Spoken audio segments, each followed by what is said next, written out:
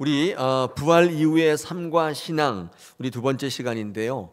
어떤 말씀을 전할까 고민하다가 엠마오로 가는 두 제자, 이 부활을 알았고 또 주님과 함께 동행했던 제자들인데 부활 이후에 어떤 삶을 살아가느냐 오늘 주제인데요. 제목이 다시 죽는 자리로 돌아가다입니다. 엠마오로 가는 제자가 어떻게 삶이 변화되었고 어떻게 하나님을 기쁘시게 하는 부활 이후의 삶이 되었는지를 오늘 누가복음 24장에 있는 본문을 통해서 같이 나누기를 원합니다. 오늘 이 13절은 어떻게 시작되냐면 그날에 이렇게 되어 있는데, 여러분 그날이 어떤 날이냐면 예수 그리스도께서 죽었다가 살아나신 날이죠. 근데 우리 21절에 보니까 이 일이 일어난 지가 사흘째 되었다. 그죠? 예수님께서 십자가에 돌아가신 지 사흘째 되었다. 그러니까 그날이 부활을 이제 들은 날이죠. 부활하신 날인데, 근데 이 제자들은요, 이 부활하신 예수님, 십자가에 못 박혀 돌아가신 예수님을 듣고도 두려워서 지금 낙향하고 있는 중입니다. 예루살렘과 다른 서쪽에 있는 도시 엠마오로 아마 자기 고향으로 가는 길인 것 같습니다. 절망과 슬픔 속에서 이제 엠마오로 낙향하던 두 제자에게 부활하신 주님이 이제 만나진 사건입니다. 마가복음하고 누가복음에만 기록되어 있는데 마가복음 잠깐 기록되어 있고 누가복음엔 굉장히 많은 지면을 할애해서 이 엠마오로 가는 두 제자를 소개하고 있습니다. 이 두 사람은 어떤 사람이냐면 그날에 그들 중 둘이 이렇게 말씀하고 있는데, 이 부활의 메시지를 알렸던 대상, 다시 말해서 11 제자들과는 다른 어떤 이라고 밝히고 있습니다. 그러니까 두 사람은 11명, 가룟자리 빼고 11명의 제자 중에는 아니었던 것 같아요. 다른 예수님의 제자 공동체였던 것 같습니다. 18절에 보니까 그 중에 한 사람의 이름이 글로바라고 되어 있습니다. 글로바. 예. 이 글로바의 아내가 예수님의 십자가 밑을 지켰잖아요. 우리 한번 공부했잖아요. 예. 그러니까 글로바의 아내가 굉장히 믿음이 있던 여인 같고, 마리아예요. 그 여인도. 근데 이 글로바가 여기에 등장하고 있습니다. 자, 그렇다면 이 두 사람은 12사도에 속하지 않는 어떤 제자 공동체의 일원이었던 것 같습니다. 12사도, 즉 11사도가 아닌 다른 모든 이란 누구냐면 이 11사도에 속하지 않는 다른 그룹의 제자들, 어쩌면 저와 여러분도 여기에 속하는 것이죠. 우리 12사도는 아니잖아요. 그런데 예수님을 주로 섬기고 매일 쫓아다녔던, 여러분 지금은 쫓아오셨잖아요. 11사도가 아닌 그들 중에 저와 여러분도 포함되고 있죠. 오늘 이 말씀은 여러분과 상관없는 엠마오로 가는 두 제자의 이야기가 아니라 사실은 우리의 이야기일 수 있다는 것을 여기서 우리는 한번 발견할 수가 있습니다. 우리는 그 12제자 중에 11제자 외에 어떤 공동체의 제자 중에 하나인 것입니다. 여러분, 그렇다면 누가는 왜 이 두 사람의 이야기를 이렇게 길게 전하고 있는 것이냐 한번 생각해 볼 필요가 있는데, 예수님의 정식 12제자가 아니었던 이 제자 공동체의 사람이, 이 두 사람이 가다가 부활한 예수님을 만나서 이제 변화되는데, 누가의 관점에는 물론 12제자의 공동체는 아니었지만은 예수님의 제자라는 사람들의 이 반응, 부활한 예수님을 만났을 때 이 반응, 그리고 그 믿음이 이방인 누가가 볼 때는 굉장히 이상해 보였습니다. 예수님의 부활의 소식은 삽시간에 예루살렘에 퍼져갔는데, 그러나 사도들은 예수님의 부활을 목격한 여인들의 증언이 있음에도 불구하고 오늘 24장 11절 같은 데 보니까 사실은 그 말을 믿지 않았습니다. 우리 11절에 보니까 사도들은 그들의 말이 허탄한 것이 들려서 믿지 아니했다, 이렇게 되어 있습니다. 그러니까 이런 사실들이 누가가 볼 때는 너무 이해가 안 가는 거예요. 제자도 아니고 유대인도 아니었던 누가가 볼 때는 아니 어떻게 저럴 수가 있지? 특히 이 엠마오로 가는 두 제자, 12 공동체는 아니었는데 아니 부활한 예수님을 만났는데 못 알아봐요. 그렇게 오래 같이 다녔는데 못 알아본단 말이에요. 이런 것들이 너무 이상한 거예요. 아까 제가 얘기했죠. 이 엠마오로 가 두 제자는 저와 여러분을 얘기할 수 있다는 거예요. 우리도 주님 만나는데 못 알아보는 거죠. 그 얘기를 조금 같이 나누면 좋겠습니다. 소식으로만 접했을 뿐 이 사실로는 믿지 않는 것이죠. 24절 같은 데 보니까 그렇죠? 예수를 보지 못하였다. 소문은 들었는데 내가 보지 못하였다. 믿지 않는 거예요. 예수를 보지는 못했다고 한다는 것이. 여러분, 이 말은 무슨 말이냐면 정황은 있는데 증거는 없다, 그런 얘기예요.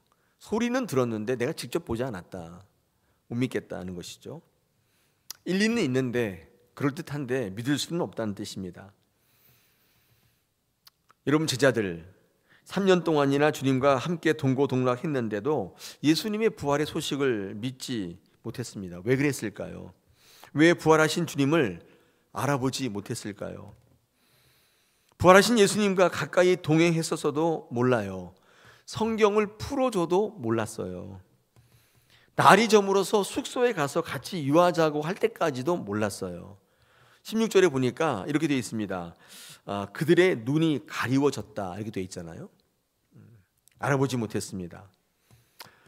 이 엠마오로 가는 두 제자가 예수님을 알아보지 못했던 이유는 예수님이 다른 모습을 하고 있어서가 아니라, 그들이 기억력이 없어서가 아니라 사실은 그들의 눈이 무엇인가로 가리워져 있기 때문이라고 누가는 밝히고 있습니다. 다시 한번 말씀드리지만 누가는 이방인이고 제자도 아니에요. 이 엠마오로 가는 두 제자 이야기를 이렇게 길게 쓴 이유는 이해가 안 가는 거예요. 우리의 모습도 아마 이해가 안 갈 거예요. 그렇게 오래 예수 믿었는데 예수님 몰라요. 실제로 만나도 우리 못 알아본다, 그거죠. 그런 차원에서 누가복음은 저와 여러분 같이 유대인도 아니고 제자도 아닌 사람들이 읽으면 굉장히 은혜가 돼요. 왜냐하면 우리를 얘기하는 것이기 때문에 그렇습니다.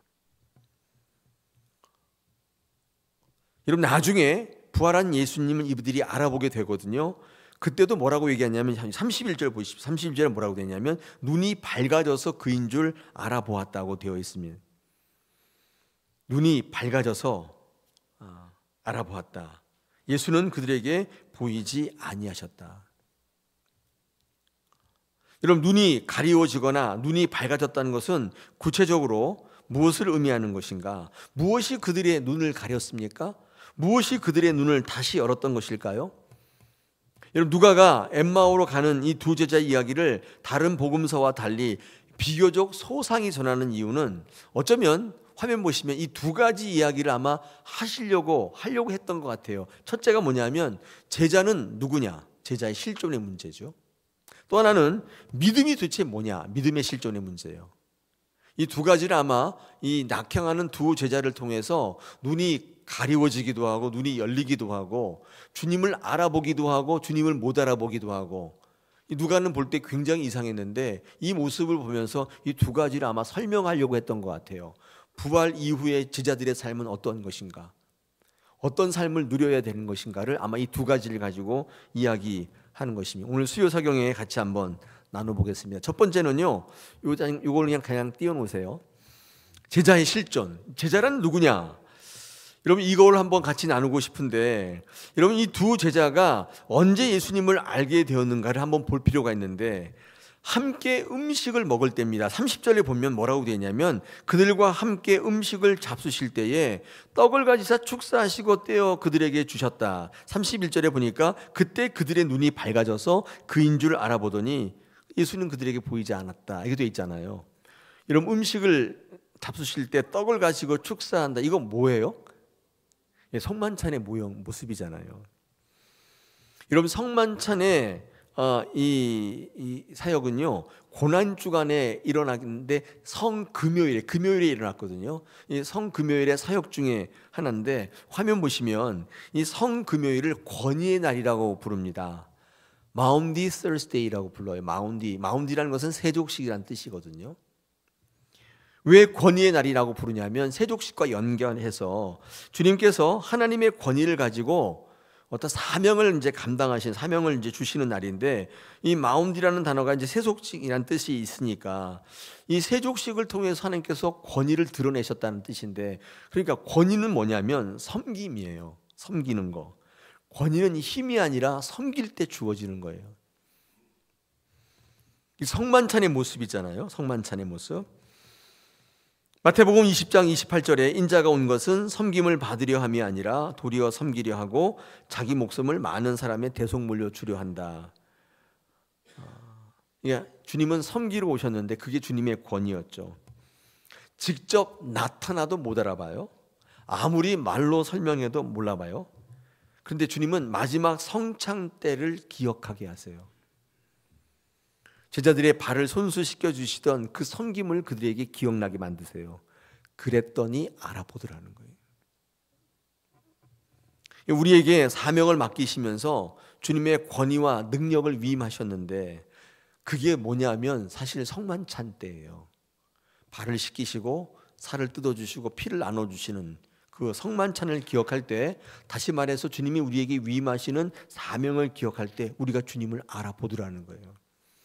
여러분, 그래서 성례 있잖아요. 성찬 굉장히 중요합니다. 주님의 섬김을 기억하고 사명을 다시 품게 하는 교회의 전통적 사건이에요. 이 성만찬은 굉장히 중요한 사건이죠. 왜 이렇게 성찬을 많이 해요? 귀찮게 이렇게 말씀하시는 분이 있는데 저희가 1년에 12번 하잖아요. 한 달에 한 번씩. 이 성만찬이 준비할 때부터 은혜가 있잖아요. 그러면 이 성만찬을 통해서 주님을 만나게 돼요. 그동안 알지 못했던 주님을 그 성만찬 때, 이게 굉장히 중요한 이제 교회의 공식적 사건이죠. 이 두 제자는 주님을 잊은 채 낙향하고 있었습니다. 사명을 잃어버렸을 때 주님이 보이지 않게 된 것입니다. 사명은 주님과 늘 함께 있게 만듭니다. 사명을 감당하는 이들에게는 주님이 늘 함께 계세요. 숙소에서 식사를 나눌 때, 성만찬을 체험하게 될 때 주님은 길 가다가 어쩌다 우연히 만난 손님이 아니라 어느새 그 두 제자의 삶의 중심에 들어와 계시는 거예요. 어느새 그 두 제자를 다스리고 통치하고 계세요. 이 성만찬이 갖고 있는 성경적 위치입니다. 이 성찬의 자리는 내가 주인에서 주님이 주인으로 바뀌는 자리이죠. 내가 주님께 말하는 것이 아니라 주님이 우리에게 말씀하시는 자리입니다. 그러므로 성만찬의 자리는 주객이 바뀌는 자리입니다. 그러므로 전통적 교회는 이 성찬의 전례를 행할 때 제자들을 깨닫게 하셨던 이런 주님의 은혜와 은총이 우리의 삶과 신앙의 자리에도 역사하실 것을 믿고 있습니다. 우리 성찬을 베푸는 거예요. 우리는 그냥 뭐 떡 하나 먹고 포도주 한 잔 마시고 끝나는 것인지 모르지만 이 성만찬이 갖고 있는 성경의 중요한 위치, 아무리 알려줘도 모르는데 주님이 성만찬을 기억하게 하실 때 그들의 눈이 열리더라는 것입니다. 그럼 성찬의 자리에서 예수님이 주인 되어 축사하십니다. 예수님이 주인 되어 그들에게 떡을 나눠주시며 음식을 나눠주시죠. 그때 제자들의 눈이 밝아져서 부활의 주님이 보이기 시작했다. 오늘 부활 이후에 성도의 삶 가운데 우리가 하나를 찝을 수 있다면 이 주님과 만남의 자리에 그들이 어떻게 알아보았느냐의 뜻입니다. 저는 여러분에게 한번 권면드리고 싶은데, 교회가 어떤 전통적 권위를 가지고 행하는 일들이 있잖아요. 여러분 한번 순종해 보십시오. 그걸 왜 하냐? 이걸 이렇게 하면 좋겠다. 그렇게 하지 마시고 교회가 한번 행하는 일대로 한번 순종해 따라해 보시면 거기 유익이 있어요. 저는 여러분에게 꼭 권면드리고 싶어요. 기도하자. 그럼 기도하세요. 이걸 뭐하러 하냐 이렇게 하지 마세요. 제가 여러분에게 꼭 부탁드리고 싶은 거 있어요. 말씀을 우리 예배하자. 그러면 예배하십시오. 물론 여러분의 삶에 좀 힘들고 어려운 게 있는데 이 교회가 어떤 권면을 할 때 우리 교회 지도자들이 기도하시면서 준비한 것들을 권면할 때 아멘 하십시오. 이게 복받는 길입니다. 한번 해보시길 축복합니다. 그 루시오 이삭 죽게 할 때 그게 사회적 제도라고 제가 설명했었죠. 불쌍한 사람들을 도와줄 때 적선하는 게 아니라 그 당시 유대 사회는요 어떻게 했냐면 타작을 할 때 대충 털어요. 막 나달이 막 튀잖아요. 그 줍지 않아요. 그냥 이렇게 해가지고 싸가지고 가고 그 다음에 나머지 사람들이 다 밭에 달려와서 그걸 다 주워서 한 통 두 통 주워가지고 먹었단 말이에요. 그래서 타작을 대충 하는 거예요. 그게 그 사회의 빈곤한 사람들을 구하는 사회적 제도였습니다. 그런데 많은 분들이 이거 안 하려고 했네요. 왜냐하면 창피하잖아요. 나 거지라는 걸 드러내는 거잖아요. 거기서 막 그 줍는 모습을 서로 볼 때 얼마나 비참했겠어요. 근데 여러분, 룻이 보아스를 만나는 현장은 바로 거기에서 만나요. 그냥 하라고 하니까 시어머니 나오미를 좀 섬겨야 되니까 창피한 무릅쓰고 할 때 그때 보아스를 만나요. 역사적인 만남이 거기서 일어나요. 우리가 룻이라고 한다면 보아스 언제 만나는 줄 아세요? 그렇게 순종할 때 만나는 거예요. 왜냐하면 교회는 그 전통을 가지고 계속 해왔거든요. 그 전례라고 불러요. 여러분도 한번 아멘 하시고 한번 해보세요. 이거를 뭐하러 하지? 이렇게 비효율적인 걸 뭐하러 하지? 그렇게 하지 마시고 한번 순종해 보시면 의외의 결과가 있을 수 있어요. 교회는 2000년 동안 이 성찬을 계속 베풀어 왔어요. 뭐 떡 하나 먹고 포도 한 잔 마시게 뭡니까? 이렇게 얘기할 수 있는데 여러분, 교회는 그 능력이 그때 임할 것을 믿고 있는 거예요. 성찬의 자리는 내가 주인에서 예수님이 주인의 자리가 바뀌는 거거든요. 내가 주인 되면 안 보이고 안 들립니다. 듣기는 들어도 듣지 못하고 보기는 보아도 보지 못한다는 거예요. 내 생각, 내 경험, 내 고집, 내 주장이 강하면 예수님이 보이지 않는다는 사실을 이 엠마오의 두 제자를 통해서 누가는 전달하고 싶었던 거예요. 딱 만나서 저녁을 먹는데 떡을 나눌 때 제자들이 눈이 밝아졌다. 누가는 여기에 지금 포인트를 싣고 있는 거예요. 여러분, 그러므로 제자란 내가 주인됨을 포기하고 주님을 주인 삼는 사람들입니다. 나의 주장을 이야기하는 사람이 아니라 주의 말씀을 듣는 사람들이에요.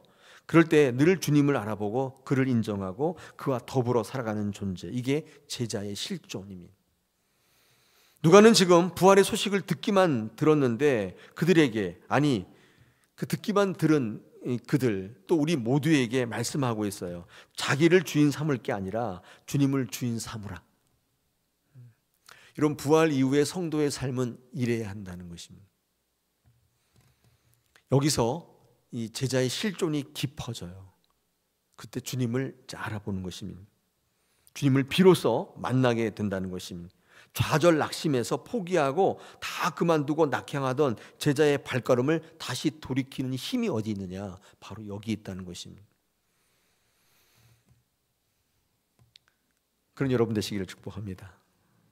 여러분, 이 엠마오로 가는 두 제자가 여러분 주님을 어떻게 알아보기 시작했냐? 그 시작점이 뭐냐면요, 한 절 한 절 주님이 그 말씀을 풀어주실 때예요. 우리 27절과 32절 한번 보면 이렇게 되어 있습니다. 이에 모세와 모든 선자의 글로 시작해서 모든 성경에 쓴 바 자기에 관한 것을 자세히 설명하셨다. 저자 직강이에요.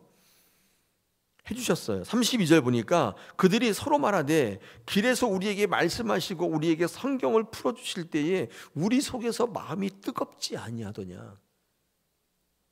마음이 뜨거워졌는데 주님의 그 강해를 듣고 난 다음에 마음이 뜨거워지기 시작했다는 거예요. 그때부터 주님이 들리고 보이기 시작하는 거예요. 주님을 보시고 만나시고 들으세요? 만약에 그렇지 않다면 뭐 때문이죠? 사무엘은 사무엘아 사무엘아 듣는 얘기, 부르시는 얘기를 듣는데 대제사장 엘리는 듣지 못하잖아요. 들었어? 나는 안 들리는데 들었냐? 왜냐하면 어린 사무엘이 엘리한테 와서 저를 부르셨나이까? 그러니까 엘리가 안 불렀거든요. 몇 번 이렇게 반복하니까 엘리는 원리는 알고 있어요. 너 그거 하나님 부르시는 거다. 그때 부르실 때는 하나님 말씀하세요. 제가 듣겠습니다. 이렇게 대답하라. 너무 비참하잖아요. 본인은 안 들려요. 우리가 그런 신앙을 할 수는 없잖아요. 주님 우리를 부르시는 목소리를 들을 수 있어야 되잖아요. 엄마는요 열심히 말해요. 근데 애들은 못 들었다고 그래요. 아내는 분명히 저한테 말했는데 남편은 못 들었다고 해요. 그럴 때 있지 않습니까? 목사는 분명히 전했다고 하는데 성도들은 들은 바 없대요. 언제 그런 얘기 했냐요? 왜 그럴까요? 분명히 전했는데 왜 듣지 못할까요? 제가 한번 곰곰이 생각해 본 적이 있어요. 왜 그럴까요? 들리지 않기 때문이겠죠. 왜 안 들릴까? 내가 주인이 내 생각이 가득 차 있기 때문에 들리질 않아요. 저도 제 생각이 가득 차 있으면 누가 말하는 게 들리지 않거든요. 내 음성 외에는 들리지 않는 것입니다. 내가 주인 되면 기도할 때 온통 나의 소리만 들려요. 많은 분들이 그걸 응답이라고 믿어요. 응답받았다고 그래요. 그러나 주님을 기준 삼으면 그때부터 주님의 음성이 들리기 시작하는 거예요. 저는 그것을 기도라고 생각합니다. 자기가 주인 되면 아무리 많은 말씀이 선포되어도 못 듣습니다. 들기까지 시간이 오래 걸려요. 내가 주인됨을 내려놓기까지는 시간이 오래 걸립니다. 오늘 25절에서 미련하고 선지자들이 말한 모든 것을 더디 믿는 자들이여, 이렇게 누가는 저희 모두를 질책하고 있는데, 이 질책은 자신을 스스로 제자라고 생각하면서 아직 자기가 주인이라고 생각하는 많은 주의 제자들에게 경고하는 권면일 수밖에 없어요. 왜 더디 믿게 되느냐? 아직 제자라고 자처하는데도 불구하고 주님을 주인 삼지 않은 거예요. 온통 내 얘기가 내 안에 가득 차 있어요. 그래서 들리지 않는 거라고 오늘 누가가 우리에게 말씀합니다. 믿기까지 시간이 오래 걸려요. 오래 걸린다는 건 뭐냐면 그만큼 영적 낭비가 심한 인생을 살아간다는 것입니다. 그러니까 돌아서 가게 돼요. 그냥 가면 딱 만나서 은혜를 누리고 능력을 누릴 텐데 40년 광야를 돌아가게 되는 거예요. 여러분, 민수기 13장에 우리 광야 40년 돌아갔던 이스라엘 백성들을 우리는 보게 되지 않습니까? 근데 많은 사람들이 하나님이 광야에서 훈련시킨, 좋게 해석하지만 사실은 하나님의 계획표에는 없던 일정이에요. 그게 민수기 13장 읽어보시면 가데스 바네아 남쪽에서 12명의 제자 정탐꾼을 보내가지고 글로 진입을 시킬 생각을 갖고 계셨어요. 근데 주님께서 이스라엘 백성들을 잘못 본 거예요. 딱 들어갔는데 10명이 계속 부정적 얘기하는 거예요. 안 된대요. 우리는 다 죽는데 이렇게 하면 안 된다는 거예요. 근데 그 중에 2명 여호수아와 갈렙만이 무슨 얘기냐? 그들은 우리의 밥이다. 하나님께서 우리와 함께 하시는데 못할 게 어딨냐? 똑같은 걸 봤는데 달리 해석한, 부정적 보고를 한 10명 때문에 하나님께서 사실 열받으신 거죠. 1년 6개월, 7개월 정도 광야를 헤매서 했는데 이 정도면 됐겠다 생각하셨는데 그게 아니었던 거예요. 다시 빼내서 삥삥삥삥삥 돌려서 완전히 40년을 광야를 삥 돌려서 가나안 땅에 들여보낸 거 아니에요. 하나님이 원래 계획표에는 없었어요. 그거. 하나님이 그들을 훈련시킨 게 아니라 그들이 자초한 거예요. 그들이 의심함으로, 거절함으로, 대적함으로 만들어낸 일정입니다. 하나님은 그들을 더 훈련시킬 필요가 있다고 보신 거예요. 여러분, 이 부정적 보고 그냥 우리의 견해일까요? 여러분, 그것이 40년 동안 돌아가게 만들었어요. 모든 사람들을 다 죽게 만든 거예요. 여러분, 그 광야에 살아남은 사람 아무도 없어요. 여호수아 갈렙 외에는. 우리가 신앙할 때 그런 거 있잖아요. 왜 나는 잘 안 믿겨지지? 왜 나는 믿음이 안 생기지? 여러분, 이런 신앙 고민을 하신 분들이 있잖아요. 왜 그럴까요? 오늘 이 엠마오로 가는 2 제자를 묵상할 때 그 이유가 한 가지 있는데 아직 내가 주인이기 때문이에요. 이 예수를 믿는 것은 이게 주도권을 바꾸는, 주도권을 놓는 작업인 것 같아요. 내가 주도권을 가지고 있다가 예수님께로 그 주도권을 넘겨주는 거예요. 그때 주님은 아직 길에서 어쩌다가 만난 손님이 아니고 내 중심에 오셔서 나를 통치하시기 시작하는 거예요. 그게 예수 믿는 거라고 보면 어떨까요? 그때 주님이 주신 사명을 붙들게 되고 주님을 알아보게 되어서 이 부활을 만난 백성으로 살아가는데 진짜 끝내주는 인생을 살아가는 게 보이는 거예요. 여러분, 엠마오로 가는 2 제자는 이렇게 제자의 실존의 문제를 분명히 이야기하고 있습니다. 2번째 문제가 있는데 아까 우리 믿음의 실존 있잖아요. 믿음의 실존. 믿음이란 뭐냐? 이 얘기를 또 하시는데 주님이 내 인생 가운데 주인 되실 때 그때부터 주의 말씀이 들리기 시작할 때 32절에 그 말씀이 그들을 뜨겁게 만들었다. 성경은 증거하고 있잖아요. 제가 우리 성경 공부 때 늘 얘기하는데 여러분, 우리가 기독교 신앙하면서 뜨거워지는 기본적 요인은 바로 말씀이어야 돼요. 말씀이 올 때 뜨거워지는 거예요. 뭐 어떤 기적을 볼 때 막 뜨끔뜨끔한 게 아니라 말씀을 풀어주실 때 그 말씀의 진위를 알아갈 때, 본질을 알 때, 즉 내가 생각했던 것과 완전히 다를 때, 그 말씀이 통치하기 시작할 때 어떤 증상이 있냐면 우리 안에 뜨거움이 있는 거예요. 뜨거워져요. 제자들이 얘기하잖아요. 그때 우리가 뜨겁지 아니하더냐. 여러분을 뜨겁게 만드는 건 뭘까요? 여러분, 우리를 뜨겁게 만드는 건 뭐예요? 어떤 게 여러분을 뜨겁게 만드는가요? 더 중요한 것은 그 뜨거움이 엠마오로 가던 두 제자들을 예루살렘으로 다시 돌아가게 만들었단 말이에요. 그 예루살렘이 어떤 자리예요? 그 죽는 자리예요. 가면 붙잡혀가지고 예수님의 잔당으로 몰려가지고 어쩌면 나도 똑같이 십자가에 못 박혀 돌아갈 수도 있어요. 이 엠마오로 가는 두 제자는 예수님이 돌아갔을 때 두려워서 사명 잊어버리고 내가 주인이 되어서 내 길을 걸어가던 그 발걸음이었는데, 주님을 만나고 말씀을 만나고 말씀이 통치하기 시작하고 마음이 뜨거워질 때 그들은 그의 발걸음을 돌립니다. 오늘 33절에 보니까 뭐라고 되어 있냐면 이렇게 되어 있어요. 곧 그때로 일어나 예루살렘으로 돌아갔다. 지금 그거 피해서 낙행하고 있는데 다시 발걸음을 돌리게 만들었습니다.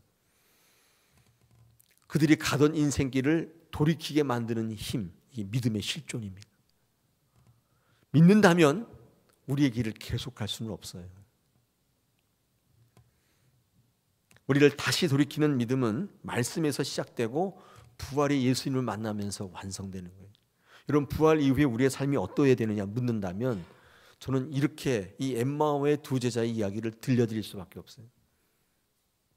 우린 지금도 죽기 싫은 자리 안 가잖아요. 지금 살기 위해서 지금 막 그 길로 달려가는데 부활의 예수님을 만나면 우리는 죽는 자리로 간다. 사명의 자리로 가게 돼. 여러분, 주님은 부활하신 이후에 제자들에게 갈릴리로 가라고 하시잖아요. 갈릴리로. 그렇죠?